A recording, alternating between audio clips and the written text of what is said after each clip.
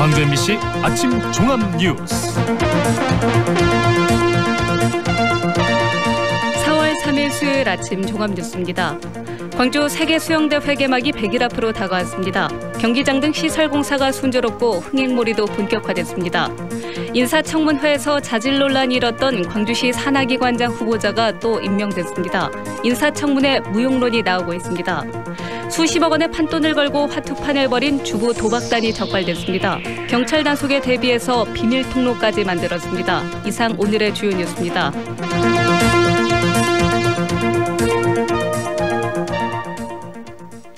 세계인의 수영 축제인 광주 세계수영대회가 개막까지 꼭 100일을 남겨두고 있습니다.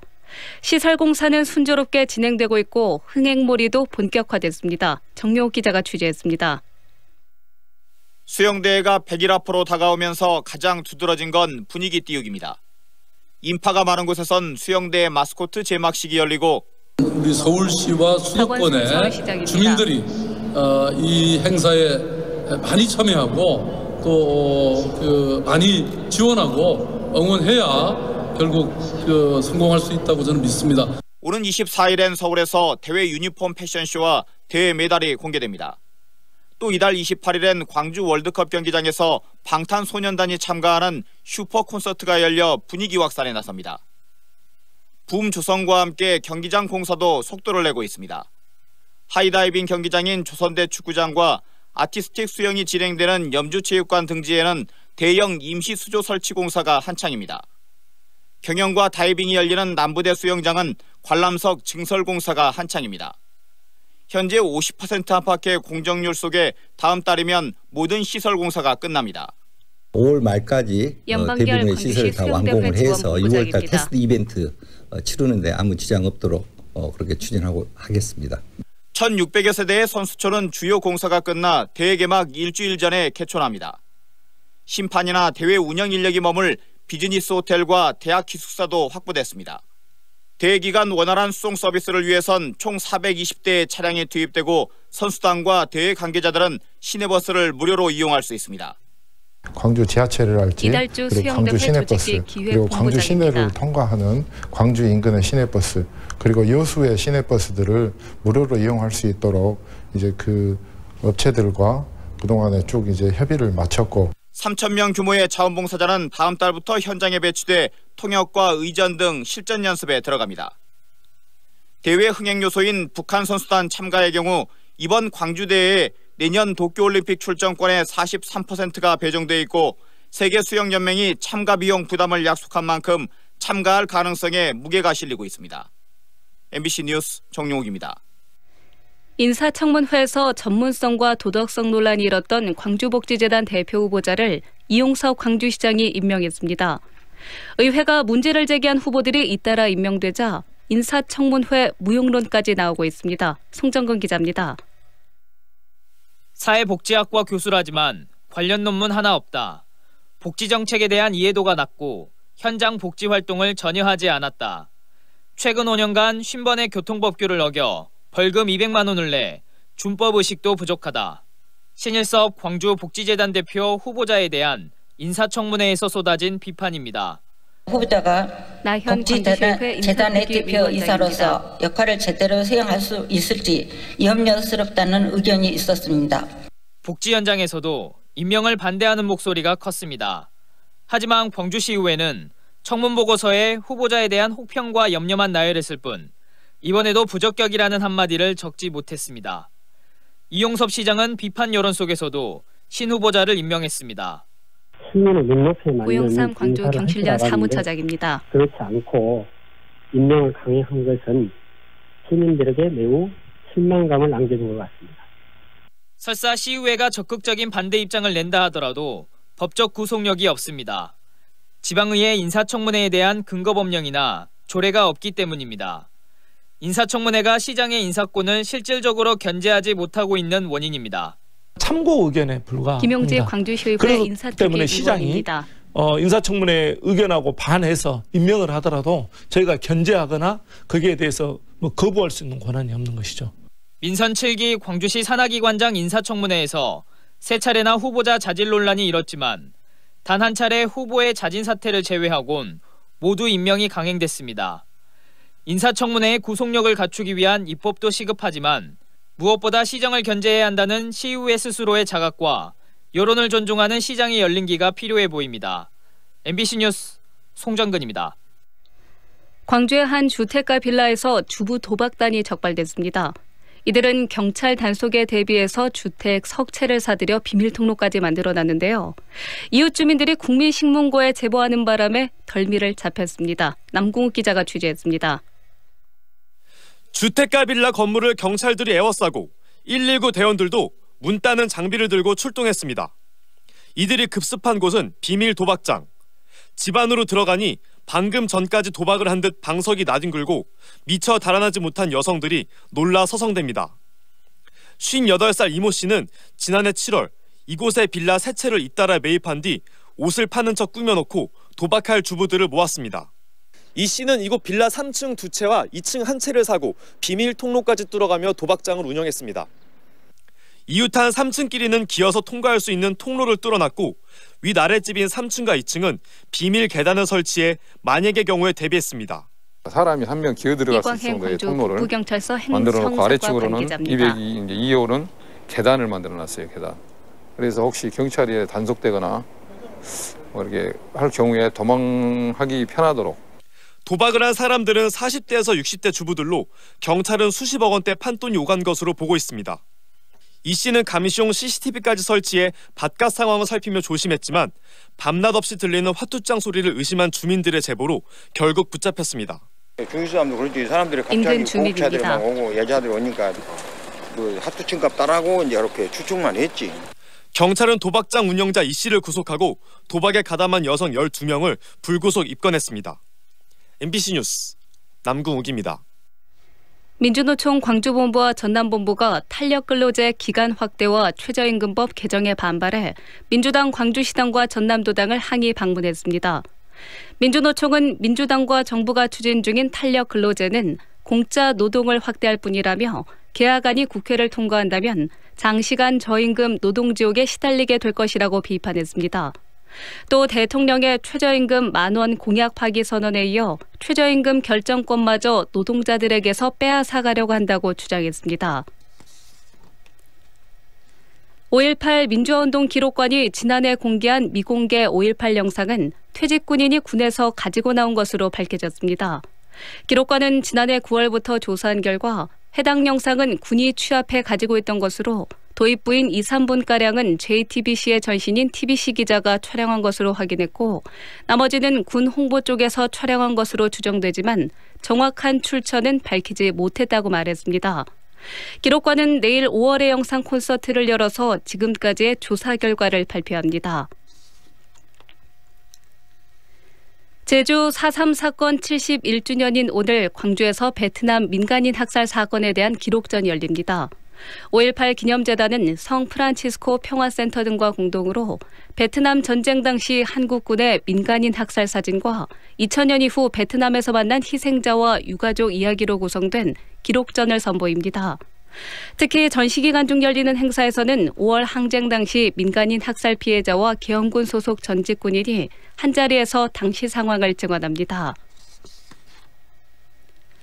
광주 전남 혁신도시 공공기관들의 합동 채용 설명회가 내일 조선대 해오름관에서 열립니다. 이번 채용 설명회에는 국내 최대 공기업인 한국전력과 한전 KPS, 한전농어촌공사 등 13개 이전 공공기관들이 참여해서 채용 요강을 안내하고 1:1 취업 상담도 실시합니다. 이상으로 뉴스를 마칩니다. 연기자 정동환입니다. 가끔 그 사람이 떠오를 때면 저도 모르게 하늘을 올려다봅니다. 누구나 그렇죠. 그리운 사람이 보고플 때면 을의 하늘을 올려다보게 되는 것. 사람이 곧 하늘이기 때문이죠. 사람을 하늘같이 섬깁니다. 스카이 장례식장. 모두가 꿈꾸던 수완의 완성. 명품 아파트 모아 엘가. 무등산 영산강 특급 조망. 지하철 2호선 예정. 신가 재개발 미래가치까지 누리는 더 큰 수완의 완성. 모아 엘가 더 수완. 4월 오픈 예정. 514-1300 해림건설. 지금 시각은 8시 10분입니다.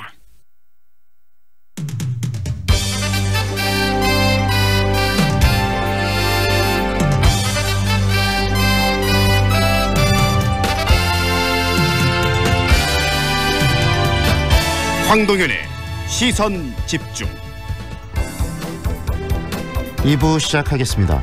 광주시가 예비 타당성 면제 사업으로 4천억 원을 지원받아서 인공지능 중심 산업융합 직접단지 조성에 나섰는데요. 이 인공지능은 정부의 3대 혁신 성장 전략 투자 분야로 앞으로 정부 차원의 육성 정책이 본격적으로 추진이 되면 인공지능 선도도시 바로 광주가 될 것이라는 그런 기대감이 굉장히 높습니다. 인공지능 단지 조성으로 광주 산업 지형도가 어떻게 바뀔지, 그리고 인공지능 창업 직접단지 조성 사업을 통해서 광주시가 어떻게 변화하고 발전하게 될지 그 이야기 듣도록 하겠습니다. 관련 사업을 광주로 유치하기 위해서 많은 노력을 한 정치인이죠. 민주평화당 김경진 의원과의 인터뷰 오늘 준비되어 있습니다. 대학 기본 역량 진단 평가로 조선대를 비롯해서 여러 대학이 지금 내용을 겪고 있는데요. 교육부는 대학 스스로 정원을 감축하고 또 재정 차등 지원을 통해서 대학 스스로의 개혁을 유도하기 위한 정책이기 때문에 몹시 필요하다라고 이야기를 하고 있습니다만, 조선대처럼 하위평가를 받은 대학은 여러 또 내부 갈등을 겪기도 합니다. 결국 피해는 학생 그리고 학부모의 몫이 된다는 이야기도 나오고 있는데, 광주교육대학교 박남기 교수 연결해서 대학 기본 역량 진단 평가가 과연 어떤 평가이고 또 추진 방식에 문제는 없는 것인지, 또 적절하게 추진되기 위해서는 어떤 고려들이 필요한지에 대한 이야기 오늘 정리해볼 시간 준비했습니다. 제주 4.3 항쟁이 발생한 지도 어느덧 71주년이 됐는데요. 공권력에 의해 많은 제주도민들이 목숨을 잃은 사건이지만 여전히 진상규명 그리고 희생자 명예회복은 진행형입니다. 무관심 속에서 4.3 항쟁의 역사와 의미도 좀 잊혀가고 있는 거 아니냐라는 우려도 나오고 있는데, 오늘 제주 4.3 항쟁 71주년을 맞아서 4.3 항쟁의 의미 정리해보는 시간 준비했습니다. 황동현의 시선집중 계속됩니다. 축제 파티가 있는 그곳엔 출장 뷔페 쿠바 하우스. 개업식 행사장, 맛있는 음식이 필요한 그곳에도 출장 뷔페 쿠바 하우스. 출장 뷔페 필요한 곳 전국 어디나 찾아가는 출장 뷔페 쿠바 하우스. 062-351-7711. 시작부터 다르다. 입지부터 다르다. 화순 광주 더블 생활관, 화순 한국아델리움 더수. 8년 전세형 명품 임대 아파트에 단지 가까이 화순초, 세대별 창고 무상 제공까지. 살아보고 결정하세요. 4월 오픈 예정 1811-8182 한국건설. 좁은 국토를 효율적으로 활용하여 에너지 영토를 넓혀가는 기업이 있습니다. 탑솔라. 생명의 가치를 높이고 미래의 변화를 준비합니다. 하늘의 태양을 땅의 태양으로. 탑솔라. 피곤해. 오늘 술 약속했어요? 이거 농부가 짠 엉겅 퀴즈 꼭 챙겨가세요. 농부가 짠 엉겅 퀴즈? 술 마시기 전에 미리미리 아셨죠? 역시 당신뿐이야. 음주 전후에 장수식품 농부가 짠 엉겅 퀴즈. 과립과 차도 있어요. 검색창에 장수식품. 2년은 금방.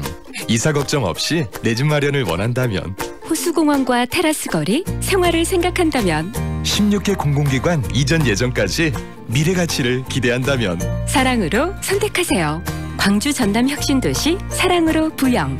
061-337-8245 부영주택. 같은 웅천, 다른 세상. 웅천의 절대적 위에서 만나는 최고급 테라스 하우스, 골드클래스 테라스 힐.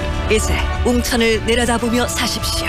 행복 위에 지은 집, 여수웅천 골드클래스 테라스 힐. 4월 오픈 061-802-1600 골드디오. 안녕하세요. 골프존 마켓입니다. 혹시 골프 치시나요? 와, 잘됐다. 1년에 딱 2번뿐인 골프존 마켓 할인원 세일이 시작됐거든요. 깜짝 놀랄 가격은 매장에서 직접 확인하세요. 3월 20일부터 4월 14일까지 골프존 마켓 광주 상무점에서 만나요.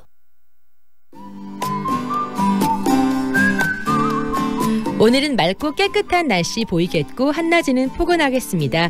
다만 아침과 저녁으로 기온이 내려가서 건강 관리에는 유의하셔야겠습니다. 오늘 아침 기온 영하 2도에서 시작해서 한낮의 기온이 15도까지 오르겠습니다. 출근길 영하권의 꽃샘추위는 내일까지 계속될 전망입니다. 오늘 대기질이 매우 좋은데요. 현재 광주의 미세먼지와 초미세먼지 농도가 좋음 단계를 보이고 있습니다. 이번 주 계속되는 상쾌한 공기 오늘도 마음껏 맛보시길 바랍니다. 이어서 현재 교통 상황입니다. 빅골대로 독립나들목에서 계수 사거리로 신호대기 2번 이상 필요하고 대남대로 백운고가도로에서 남광주 농협으로 밀려 지나고 있습니다. 운천로 상무중학교에서 운천 사거리로 서행 중이고 이어지는 5.18 기념공원 앞 교차로로 차량 많습니다. 재봉로 남광주 사거리에서 전대병원 오거리로 차간거리 좁게 이동 중인 점 참고하시기 바랍니다. 지금까지 좋은 아침 좋은 일자리 광주 전문 취업 어플 사랑방 잡 협찬 날씨와 교통정보의 정은솔이었습니다. 황동현의 시선집중 듣고 계시는 지금 시각 8시 15분 50초 지나고 있습니다. AI, 인공지능이라고 이야기하는 AI가 광주의 미래의 먹거리가 될 수 있을 것 같습니다. 올해부터 5년에 걸쳐 4천억 원이 투입되는 이 인공지능 중심 창업단지 조성사업. 광주시가 좀 적극적으로 추진하고 있고 중앙에서도 관심을 갖고 있는 분야인데요. 광주 지역 경제에 어떤 영향을 미치게 될지 바로 이 인공지능 창업 지적단지 조성 사업을 광주로 유치하기 위해서 끊임없이 노력하고 있는 정치인이죠. 민주평화당 김경진 의원과 이야기 나눠보도록 하겠습니다. 안녕하세요, 의원님. 네, 김경진입니다. 네, 먼저 이 사업에 대해서 정리를 좀 해주셨으면 좋겠는데 인공지능 중심 산업 융합 지적단지 조성 사업 어떤 사업입니까? 그러니까 이제 요새 최신 핸드폰을 쓰시다 보면 이제 빅스비나 시리 또 구글 어시스턴트 이제 이런 음성 인식 프로그램이 쓰면 쓸수록 아마 정확히 좀 이렇게 잘 인식을 한다 이런 느낌들을 받으시는 분들이 많으실 거예요. 근데 네. 그게 이 기계 자체에 이제 이 인공지능 알고리즘이 들어가서 이제 그렇게 되는 거거든요. 그래서 이 인공지능이라고 하는 것이 앞으로 모든 산업 전반에 이제 파고 들어갈 분야인데 그래서 굉장히 산업의 기반이 되는 중요한 기술이고 이게 이제 이 산업과 융합하는 것이 굉장히 중요하게 돼서 광주에서 이제 2020년부터 2024년까지 이제 5년간에 걸쳐서 첨단 3지구 그러니까 지금 광주과학기술원이 있는 그 주변 지역입니다. 여기에 네. 예산이 한 4,060억 정도가 투자가 돼서 이 인공지능 특화된 집적 단지 또 산업 융합형 연구시설 또 이와 관련된 기업들의 창업 지원 등의 어떤 역할을 하게 될 것이고요.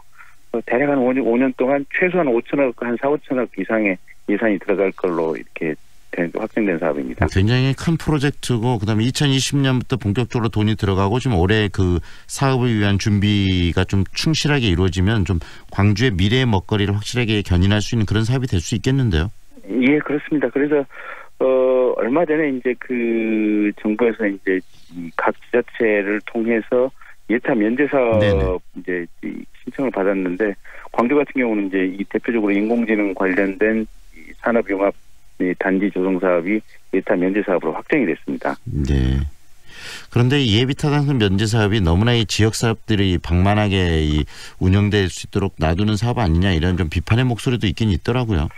근데 우리 송정역에 이제 이 고속 KTX가 들어올 때도 경부선에 비해서 한 10년 이상 늦게 들어왔거든요. 네. 근데 이제 그때도 예타 통과를 못해서 이제 10년 이상 늦게 들어왔는데 예타 통과를 못했던 이유가 뭐냐면 호남 쪽에 인구가 적으니까 수요가 없어서 이건 놓아봐야 적자 투성이가 될 것이다 이제 이렇게 생각을 하고 예타 통과가 잘 안 됐었습니다. 그런데 네.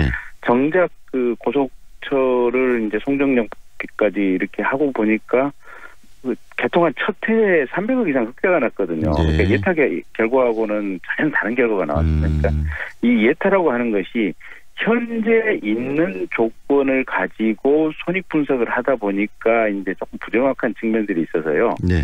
이게 인공지능처럼 앞으로 어떻게 변화될 수 있을지가 사실은 이 정확히 판단하기 곤란한 사업들 네. 이런 경우에는 예타 면제를 하는 게 맞는 것 같고요. 특히 광주가 선택한 인공지능 이 융합단지 조성 사업 같은 경우는 타 시도는 대부분 이제 항만이나 도로 SOC를 많이 신청을 했는데. 네, 저희는 이제 이 미래 지향적인 사업이다 보니까 상당히 좀 다른 의미가 있는 것 같습니다. 네, 그런 의미에서 이번에 광주가 지금 추진하고 있는 인공지능 관련 사업들은 굉장히 의미가 있고 또 중요하고 그 중심에 의원님도 굉장히 노력을 많이 하셨는데 이런 작업들을 끌어오시는데 쉽지는 않으셨을 것 같아요. 그동안 어떤 작업과 노력을 해오셨어요?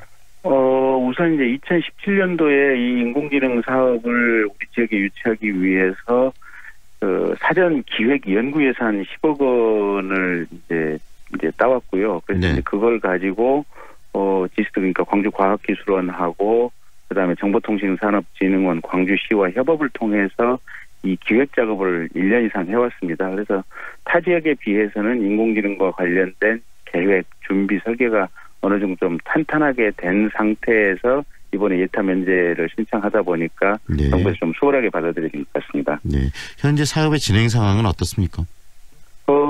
지금 이제 예타 면제가 됐고 이제 기본 계획은 충실하게 이제 어느 정도 됐는데 그럼에도 불구하고 KDI를 통해서 좀 더 상세한 세부 계획을 이제 국가로부터 최종적으로 좀 검수를 받아야 되고요.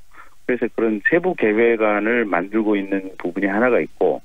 두 번째는 이 인공지능 이제 융합단지가 들어왔을 때 대기업들이 이제 실제 이걸 인공지능을 많이 활용하게 될 텐데 이 대기업들을 많이 유치하는 게 중요하거든요. 그래서 저희 의원실이 중심이 돼서 LG나 한화 또 네이버, KT 이런 거대 기업들하고 계속해서 접촉해서 이 광주시와 또 MOU를 체결을 하도록 이 사업에 끌어들이고 있는 이런 과정들이고요.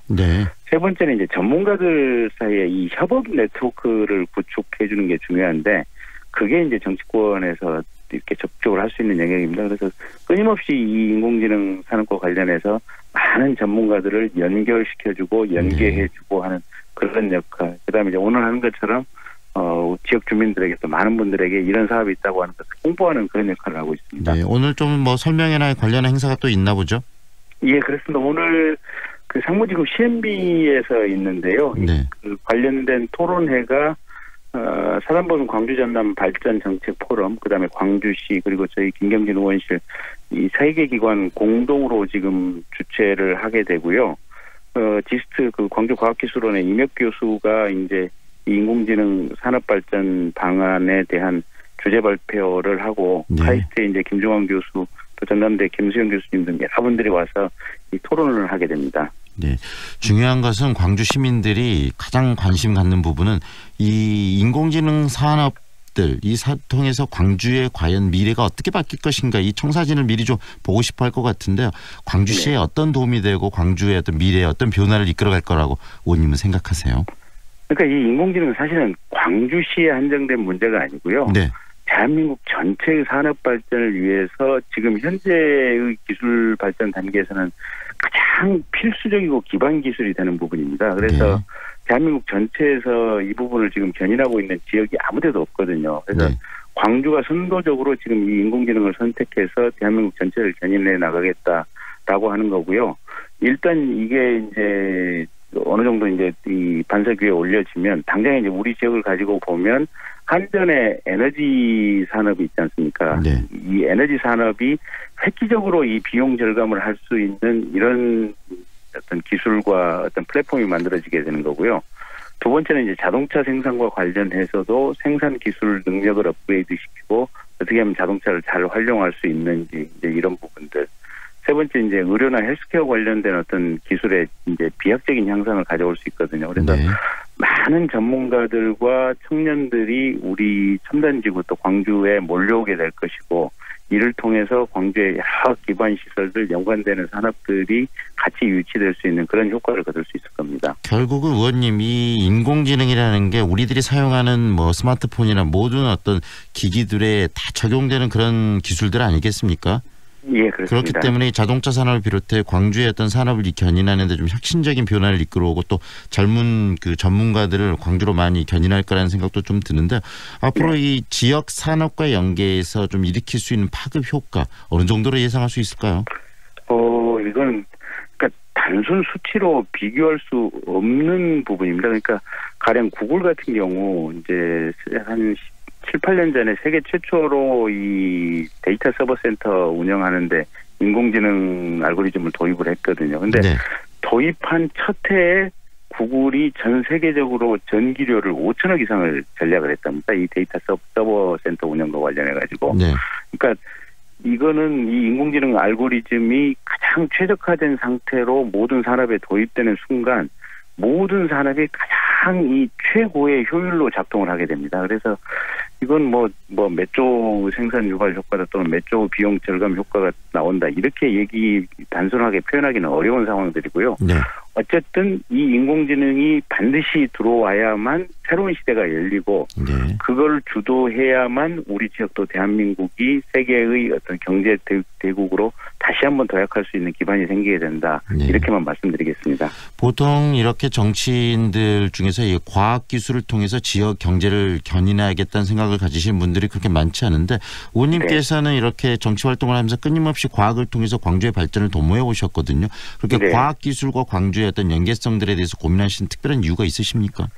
그러니까 이제 정치를 하는 목적이 국민들을 잘 살게 하고 나라가 부강해야 되거든요. 그래서 결국은 이제 정치의 큰 틀의 목적은 부국강병이라고 봅니다. 그런데 네. 나라가 부강하고 강하게 만들기 위해서는 가장 중요한 것은 이 기초과학 기술 능력이 국가 전체적으로 얼마나 되느냐가 가장 핵심인 것 같고 네. 또 지역이 번성하기 위해서도 지역의 기반 기술 능력이 얼마만큼 탄탄하게 갖춰져 있느냐가 지역 발전에 가장 동인이 되는 부분들이거든요. 그래서 네. 정치인은 당연히 이런 기반 기술 또 국가가 잘 먹고 잘 살고 번영하기 위한 이 토대를 마련할 수 있도록 이 예산이나 어떤 제도가 그쪽으로 올라갈 수 있도록 물길을 터주는 역할을 하는 게 정치인들이기 때문에 정치인이다 네. 이런 생각을 평소에 해왔기 때문에요. 계속해서 저는 이 과학기술 발전 또 지역의 산업 발전을 위해서 열심히 노력할 생각입니다. 네, 바로 그 부분에 대한 어떤 노력들이 지역 발전과 또 지역 발전에 대한 성과를 이뤄내기를 기대합니다. 오늘은 여기까지 들을게요. 고맙습니다. 네, 고맙습니다. 지금까지 민주평화당 김경진 의원과 함께했습니다.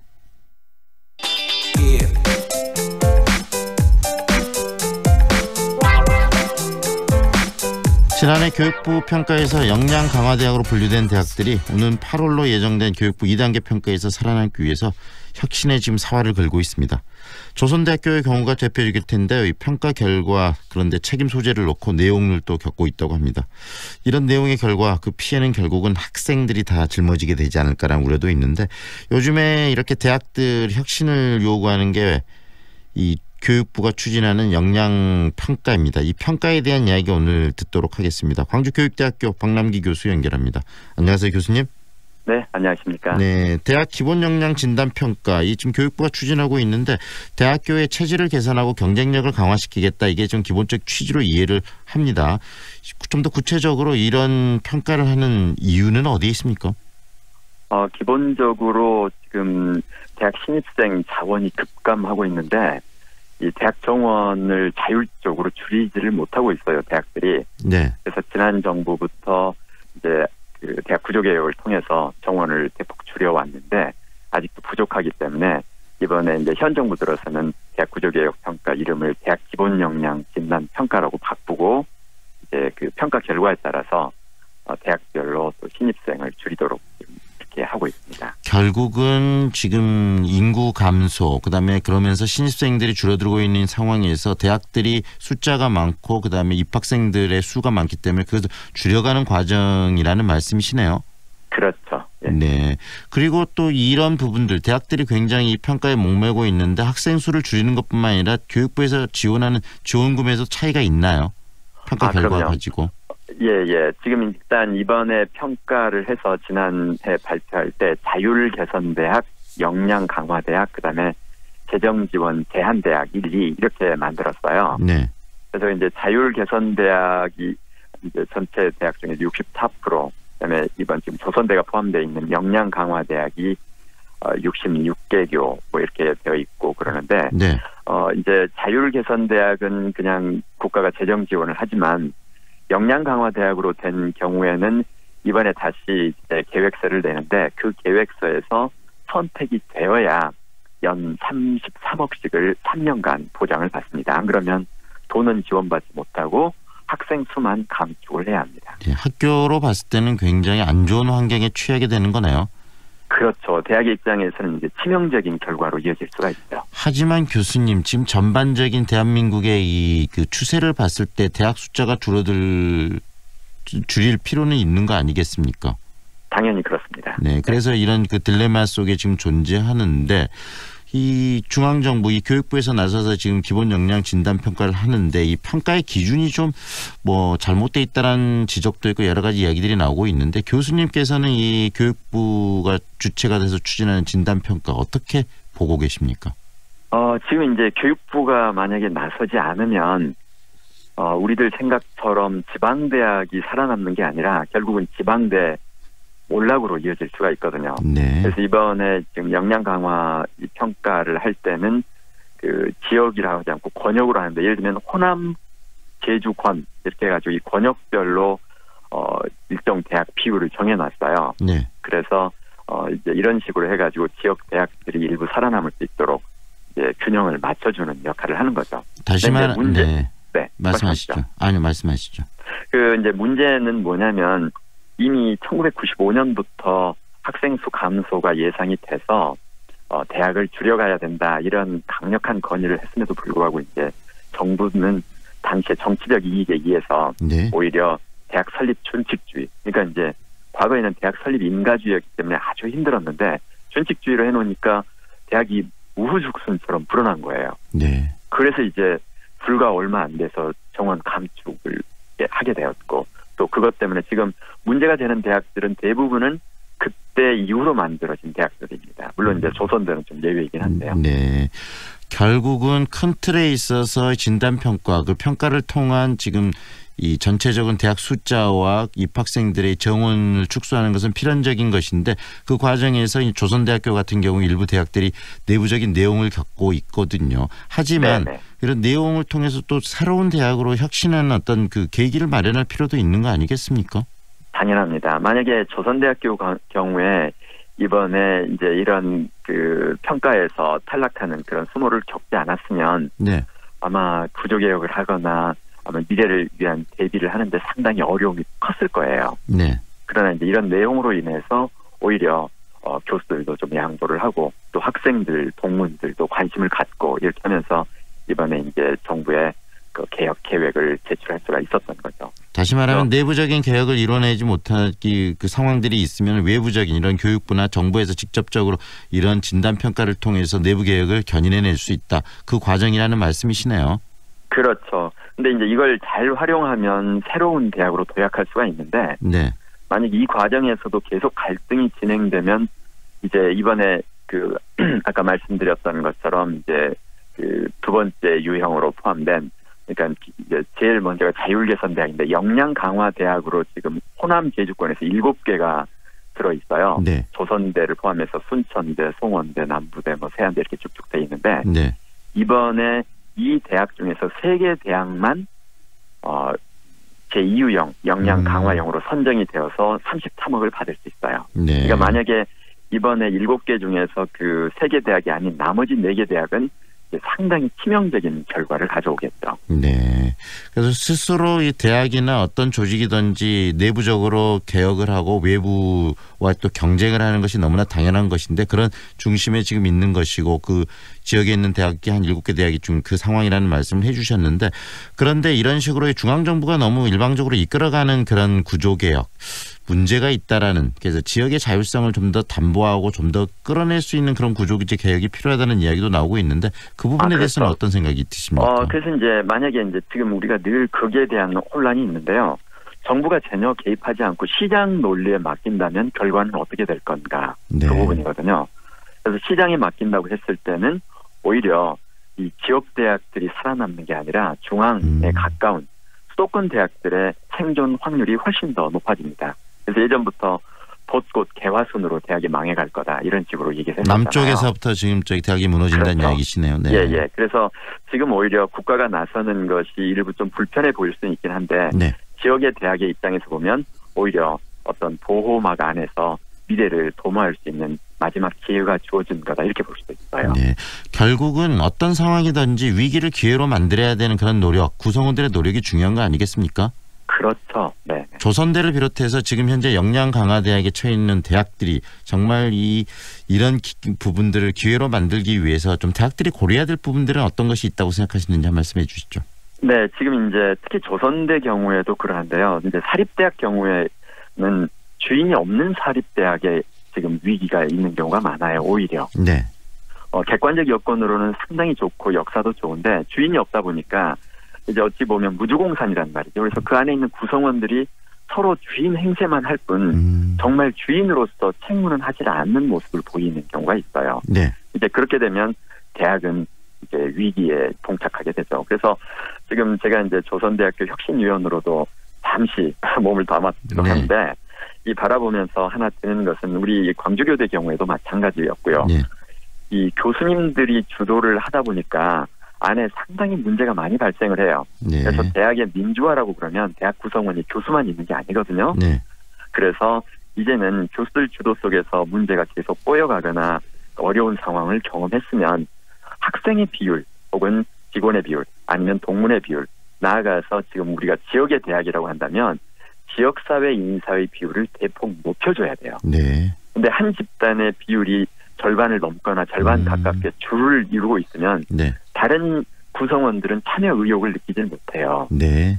그래서 조대 같은 경우에도 만약 할 수 있다면 어떤 재반위원회에 학생들을 다 참여시켜서 학생들이 최소한 위원이 아니더라도 업적으로 목소리를 좀 낼 수 있는 환경을 만들어줘야 되겠네요. 그렇죠. 만들어줘야 되고요.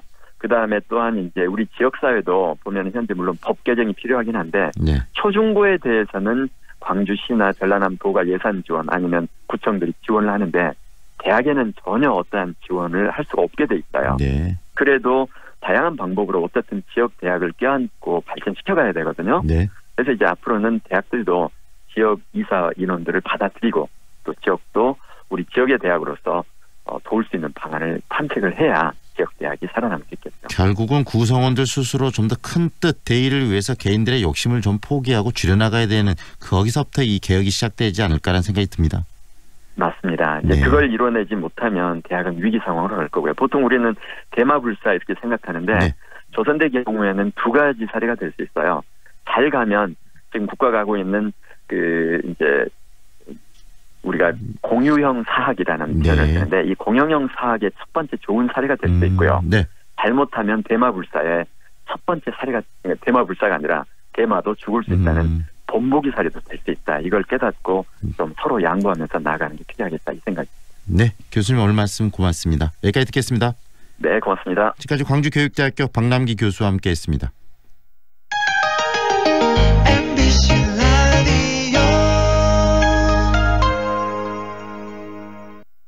뭐해? 괜찮은 직업학교 찾고 있어.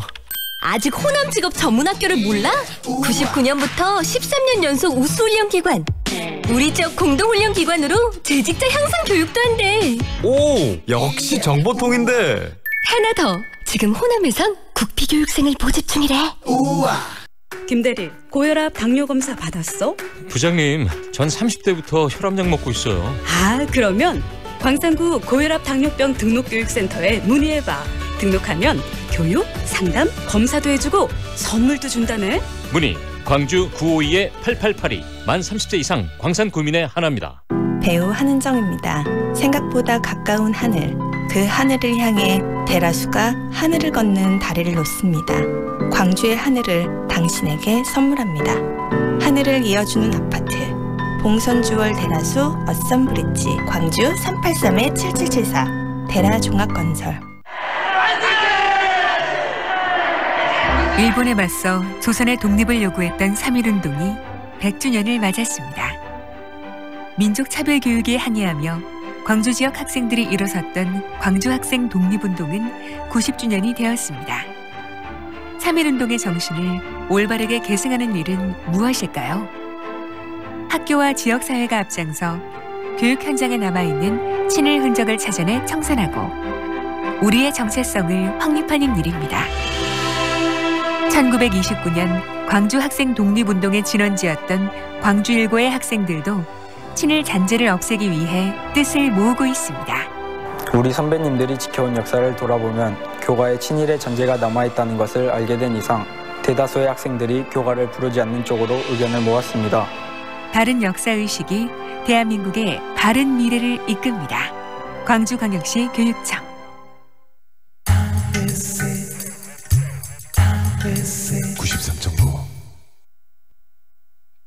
Feelings between the sheets. Why am I caressing my mama's fat knees? 세상을 보는 지역의 눈. 여러분은 지금 황동현의 시선 집중과 함께하고 있습니다.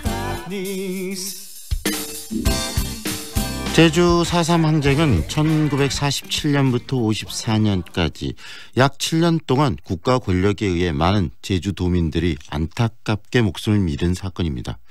71주년이 되는 올해만큼은 진상규명 그리고 또 피해자 명예회복에 있어서 새로운 변화를 기대하고 있긴 하지만 관련법은 아직도 계류 중인 그런 상황이어서 참 더 안타깝습니다.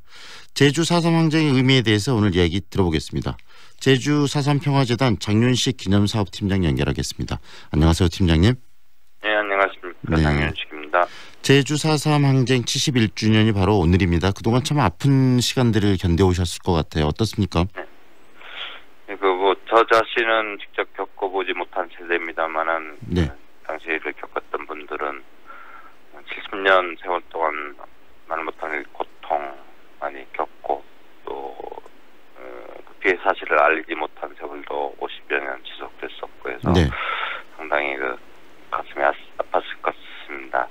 저희들이 1980년대 이후에 진상규명 운동을 한 지도 거의 30년, 40년이 흘렀는데 네. 지금 정부 차원의 진상보고서 작성이라든가 국가추념의 지정 등 성과도 있었지만 아직도 다 이루지 못한 과제들이 있어서 네. 앞으로도 더욱더 노력이 필요하지 않을까 하는 생각을 갖습니다. 민족분들은 더 절절한 마음으로 기다리고 있지 않나 생각합니다. 네, 70년이 넘은 벌써 사건이 돼버렸는데 아직까지도 제대로 된 진상규명이 확실하게 진상이 밝혀지지 않았다라는 건 참 안타까운 일입니다.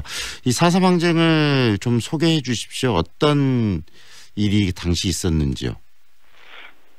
아까 사회자님께 말씀하셨지만 1947년 3월 1일을 기점으로 해서 54년 9월까지 약 7년 7개월 동안 남도당, 제주도당의 무장봉기 그리고 그에 따른 진압 과정에서 상당히 많은 무고한 희생이 있었던 사건인데 그 핵심에는 그게 있었습니다. 1948년 4월 3일이 무장봉기가 일어난 날인데 그래서 4.3 사건이라고 이렇게 지금 명명을 하고 있지만 네. 당시에 미국을 위시한 유엔의 결정에 의해서 한반도가 남한만의 단독 선거를 하기로 결정이 된 상태였습니다. 네. 그래서 당시 제주도민들은 이거 지금까지 갈라서 본 적이 없는 한 민족인데 하나의 나라인데 왜 이게 갈라서야 되느냐. 이 남한 단독 선거를 하면은 한반도는 분단이 될 것이다. 이게 가시화되는 시점에 있었단 말입니다. 네. 그래서 당시 김구 선생을 비롯한 우익 진영의 인사들도 그것을 막아보고자 이제 북한으로 가서 회담도 하고 네네. 하는데 제주도민들은 50단선을 거부하면서 한반도의 분단을 막아보고자 했던 것입니다. 네. 근데 그것이 좌절되면서 엄청난 희생을 치르는 사건이라고 할 수 있겠죠. 이외에 복잡다단한 상당한 많은 설명이 필요합니다만은 핵심은 그렇게 정리를 해야 되지 않을까 싶습니다. 그리고 그런 도민들이 국가 권권력에 의해서 도민들이 희생당하는 사건이었다는 게 더 가슴 아프고 큰일 아니겠습니까? 그렇죠. 아까 분단을 막아보려고 했던 작은 저항이 네. 나중에 이제 폴대라 지칭되는 국가 권력에 의해서 무자비한 희생을 치르게 된 사건이죠. 그만큼 도민들의 트라우마도 클 텐데요. 4.3 항쟁 당시 희생자들 그 수도 굉장히 많을 것 같습니다. 지금 추정을 하실 것 같은데 몇 분 정도 이렇게 피해를 입었다고 돌아가셨다고. 진상 보고서에는 지금 25,000에서 3만 명으로 추산하고 있습니다. 근데 지금 그 정부 차원에서 이제 희생자를 조사하고 신고를 받았는데 지금 한 14,200여 명인데 네. 그 외에는 당시 온 가족이 몰살당한 집안도 상당히 많아요. 그래서 신고조차 할 수 없는 집안들도 있고 또 하나는 이름조차 짓지 못한 어린아이들, 이런 아이들은 뭐 신고를 안 하는 경우도 있고 또 그리고 그야말로 오늘 외부로 도피했는데 어디 가서 어떻게 죽었는지 모르는 사람들도 있어서 정확한 추산은 없습니다만은 지금 상황은 그렇습니다. 네. 저도 이 4.3 항쟁을 그 현계영 선생이 쓴 소설 순이삼춘이라는 소설이 있지 않습니까?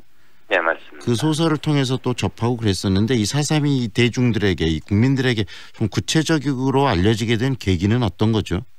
네, 방금 말씀하신 순이삼춘은 당시 소설로 발표돼서 상당한 그 관심을 불러일으켰지만 바로 금서 조치를 당합니다. 네. 못하게 정부 당국에 의해서 탄압을 받았는데 그 이후에도 함부로 말할 수 없었죠. 근데 1980년대 중후반 민주화 운동이 활발해지면서 특히 1980년 6월 항쟁 이후에 진상규명을 이루어내야 된다는 목소리가 점점 학계라든가 지식인 사이에서 높아졌죠. 그것이 이제 학생운동 진영에서도 공감대를 불러일으키면서 전체적으로 4.3 진상이 규명돼야 된다는 그 움직임이 있었고 그것이 점점 성과를 내면서 제주도의회가 움직이고 네. 국회가 움직이면서 1999년에 국회에서 특별법이 통과됐죠. 그걸 토대로 해서 약 2년 6개월 동안 진상보고서 작성을 했고 2003년 10월에 진상보고서가 확정됐죠. 네. 네. 그런데 지금 4.3 특별법 지금 개정안이 국회에 계류 중이지 않습니까? 그 개정안에 담고 네. 있는 내용이고요. 내용을 소개 좀 해주시죠. 이번 특별법 개정안이 지금 국회에 계류 중인데 거의 핵심 내용은 유족들에 대한 배보상입니다. 네. 그리고 당시 군사재판의 무효화를 법으로 정하자 이런 게 두 가지가 핵심 내용인데 특히 앞서 말한 유족 배보상은 이 과거사 정리, 국가 공권력에 의한 민간인 피해에 대한 과거사 정리의 핵심이라고 할 수 있겠죠. 그것이 진정한 진상규명이고 명예회복이라고 볼 수 있는데 유족 배보상을 골자로 담고 있는 지금 법안이 계류 중에 있습니다. 이것은 보수 진영 특히 자유한국당 측에서가 상당히 반발을 하고 있다고 좀 알고 있는데 원만한 좀 합의를 이루어서 이번 회기 내 혹은 다음 회기에라도 네. 법이 반드시 개정됐으면 합니다. 국가 공권력에 의해서 이 국민들이 희생당했다는 부분들 그런 부분에 있어서 또 5.18 민주화 운동과도 이 연결성과 맥을 좀 같이 하고 있는 게 이 4.3 항쟁이 아닌가 싶습니다. 네. 네. 앞으로 이 4.3 네 말씀하시죠. 지금 5.18도 이제 그 진상규명법이 좀 늦었지만 이제 만들어져서 하고 있는데 지금 위원 구성에서 또 난항을 겪고 있다고 들었는데 마찬가지고 이것도 과거사는 반드시 그 진상규명이 토대에 의해서 모든 것들이 이루어져야 교훈 개정도 되는 것이기 때문에 반드시 그것이 좀 원활히 이루어졌으면 하는 바람입니다. 네, 오늘이 4.3 71주년이기 때문에 다양한 행사를 준비하셨을 것 같은데 어떤 행사를 준비하셨는지도 소개해 주시죠. 예, 오늘 10시에 4.3 평화공원에서 71주년 추념식이 있고요. 그 이전에 여러 가지 행사가 있었는데 특히 4월 1일 날 제3회 4.3 평화상 시상이 있었습니다. 아까 말씀하신 소설 순이삼춘의 작가 현기영 선생님이 평화상을 수상했고요. 네. 그다음에 베트남에서 오신 옹우엔 티탄이란 두 분의 옹우엔 티탄님이 특별상을 수상했습니다. 그리고 앞으로 4월 6일 날 광화문 광장에서 광화문 국민문화제가 펼쳐지고요. 또 4월 27, 28일에는 일본 동경과 오사카에서 추념 행사가 진행되는 등 거의 4월 한 달 내내 문화예술 행사로서 혹은 추념 행사로서 행사를 추모하고 그다음에 기념하면서 교훈을 개선하자는 그런 취지의 행사가 많이 펼쳐질 결국은 역사는 왜곡이나 폄하될 것이 아니고 제대로 가치를 인정받아야 되는 것이고 그 중심에 또 4.3 항쟁이 있어야 된다는 생각이 드는데요. 그런 부분들을 위해서 우리가 그리고 국가가 좀 해야 될 일이 있다면 뭐가 있을지 한 말씀 해주시죠. 지금 현재 과제로 대두되고 있는 것들을 국가가 앞장서서 처리하려는 노력이 필요할 것 같습니다. 특별법 개정도 국회의 몫이긴 하지만 정부에서도 좀 더 다각적인 노력이 필요하고, 그다음 지금도 트라우마에 시달리고 있는 생존 후유장애인이라든가 유족들을 위한 과감한 정책들, 지원 정책들이 국가 단위에서 펼쳐졌으면 하는 바람입니다. 네, 국가 폭력에 의한 행위였기 때문에 정말 이런 트라우마를 해결하기 위해서는 국가가 직접 나서는 것이 굉장히 중요하겠네요. 그렇죠. 네, 오늘 말씀 여기까지 듣겠습니다. 고맙습니다. 네, 감사합니다. 지금까지 제주 4.3 평화재단의 장윤식 기념사업팀장과 이야기 나눴습니다.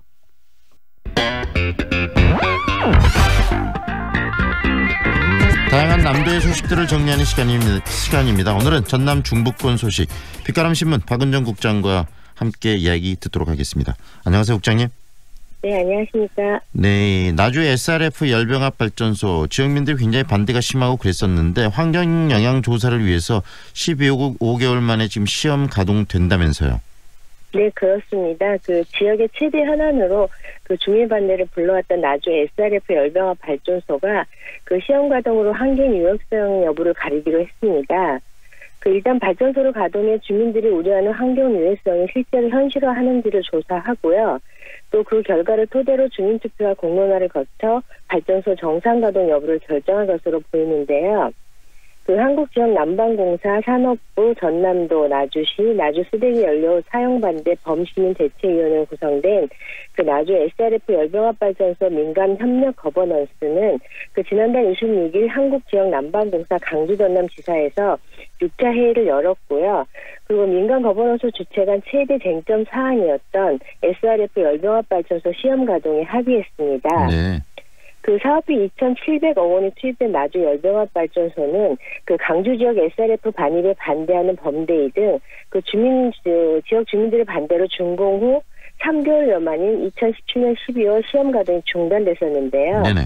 그 이 과정에서 범대와 주민들은 주민 수용성 조사와 함께 아예 발전소 사용 연료를 LNG로 바꿔달라고 요구했습니다.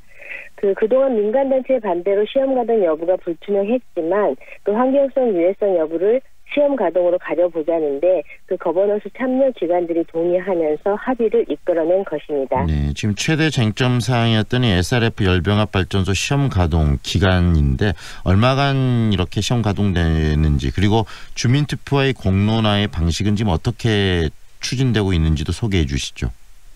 네, 그 시험 가동 시기는 이달 중으로 예상되고요. 그 약 4개월간에 거쳐 환경 유해성 여부를 조사할 예정입니다. 네. 그 환경 영향 조사는 지난 5차 회의에서 시행 방안과 조사 분석 기관, 신뢰도 확보 방안, 타사 사례 등에 이미 논의됐었는데요. 그 15개월 전 시험 가동 중단의 주요 원인이었던 그 강주에서 생산된 SRF 반입 여부는 시험 가동 후 연료 부족 시 다시 논의하기로 했습니다. 그 민간 거버넌스는 4개월여간의 시험 가동 후 환경 유해성 여부 조사를 벌인 뒤 열병합 발전소 그 정상 가동 결정을 위한 주민투표와 공론화를 실시할 예정인데요. 그 주민투표와 공론화는 발전소 부지 중심으로부터 반경 5km 내 주민참여 투표 방식의 공론화 방식을 접목합니다. 그 반영률을 주민투표 70%와 공론화 방식 30%로 잠정 합의했는데요. 네. 그 민간 거버넌스는 오늘 11일 7차 회의를 열어 세부 사항을 확정할 예정입니다. 또 그 민간 특수 목적 법인이 SRF 발전소를 인수하는 방안과 그 지방에너지공사 설립 방안도 다음 회의에서 협의하기로 했습니다. 네, 오늘은 여기까지 듣겠습니다. 고맙습니다.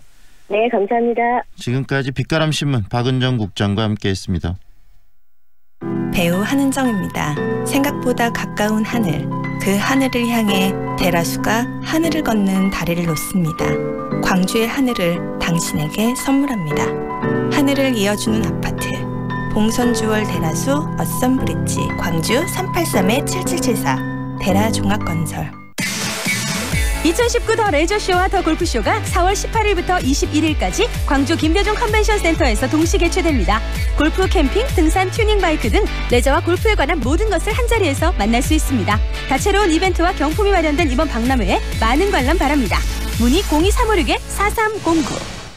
프리미엄 SUV의 모든 기준 집 그랜드 체로키. 오직 4월 한 달간 최저 5,130만 원의 파격적인 가격으로 프리미엄 SUV를 누릴 절호의 기회. 집 그랜드 체로키. 지금 지프 전시장으로 문의하세요. 안녕하세요. 골프전 마켓입니다. 혹시 골프 치시나요? 와, 잘됐다. 1년에 딱 2번뿐인 골프전 마켓 할인원 세일이 시작됐거든요. 깜짝 놀랄 가격은 매장에서 직접 확인하세요. 3월 20일부터 4월 14일까지 골프전 마켓 광주 상무점에서 만나요. 좁은 국토를 효율적으로 활용하여 에너지 영토를 넓혀가는 기업이 있습니다. 탑솔라.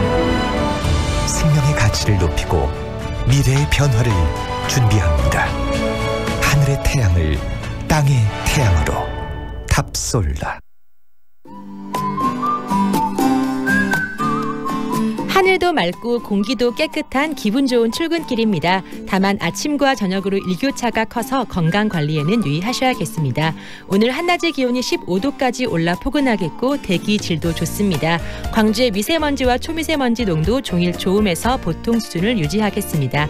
내일도 대기 확산이 원활해서 미세먼지 걱정은 없겠습니다. 오늘 건조특보가 발효된 가운데 밤부터는 바람이 강하게 불어서 화재 예방과 시설물 관리에 주의하시기 바랍니다. 이어서 현재 교통 상황입니다. 빗골대로 우석교에서 계수사거리로 밀려 지나고 있고 필문대로 산수호거리에서 지산사거리로 뒤쪽 차량 신호대기 한 번 더 필요합니다. 사고 소식 있는데요. 하서로 중해공원 삼거리에서 박물관 입구 방향 체육구 2차로에서 승용차 간 사고 발생했습니다. 주의 운전하시기 바랍니다. 지금까지 좋은 아침 좋은 일자리 광주 전문 취업 어플 사랑방 잡 협찬 날씨와 교통정보의 정은솔이었습니다. 황동현의 시선집중은 여기까지고요. 오늘도 함께해 주셔서 고맙습니다.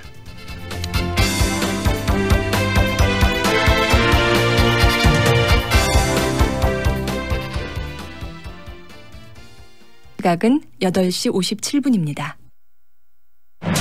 KTX 송정역과 상무대로의 쾌속생활. 첨단 IoT 시스템으로 품격은 올리고 명품 소형 설계로 부담을 낮춘 프리미엄 아파트의 완성. 송정 한국 아델리움 더시티 062-710-9700 한국건설. 저출산과 고령화 등으로 인구 절벽에 직면한 광주와 전남. 재정 자립도 역시 전국 평균에 못 미치는 열악한 수준입니다.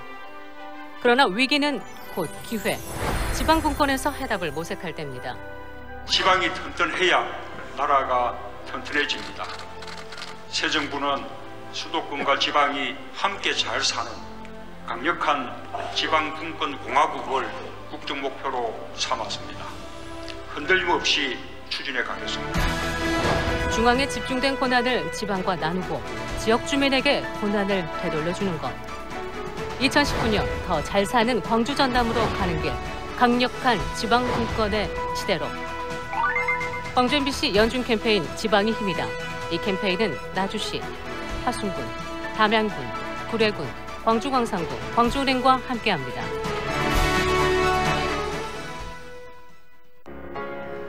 수천만 년 지구의 숨결이 깃든 무등산 주상절리. 백악기 공룡들의 발자국을 품은 서유리 공룡 화석지. 시간의 흔적으로 아름다운 절경을 자랑하는 화순적벽. 유네스코 세계지질공원 1주년을 맞은 무등산. 무등산은 세계가 인정한 보물창고입니다. 광주 영어방송 진행자 제러드 존입니다. 광주의 상징인 무등산이 있어서 광주 시민으로서 정말 자랑스럽습니다. 친구들이 광주에 오면 항상 무등산에 데려가거나 가보라고 권합니다. 앞으로는 우리가 참여할 수 있는 무등산 프로젝트나 무등산의 아름다움을 함께 즐길 수 있는 축제 같은 것들이 많아졌으면 합니다. 알수록 귀한 산 무등산. 무등산은 광주의 또 다른 이름입니다. 광주 MBC 캠페인 무등산을 사랑하자.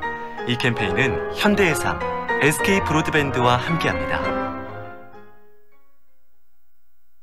AM 819kHz, 표준 FM 93.9MHz, 광주 MBC 라디오입니다. HLCN. 친구처럼 다정한 연인처럼 MBC 문화방송. 여러분의 다정한 친구 광주문화방송이 9시를 알려드립니다.